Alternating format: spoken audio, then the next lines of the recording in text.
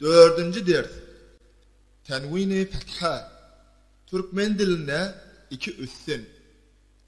Tenvin-i fethanın qurumi ya teşkil bolşi. Fetha ve nun-i sakin qoşulup tenvin-i fetha doğrulanıyor. Şu harfi okuyayli. Ben, Şu harflara dikkat edin. en, ben, ten.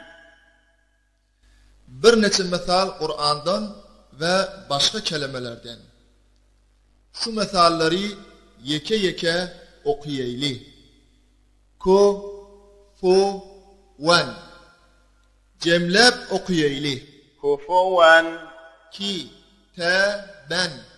kitaben, Ra, su, len. rasulen, Emran. emran, El-fe-fen. elfafen. Tenvin-i fetha, tenvin-i nes deyip hem ayet yerler.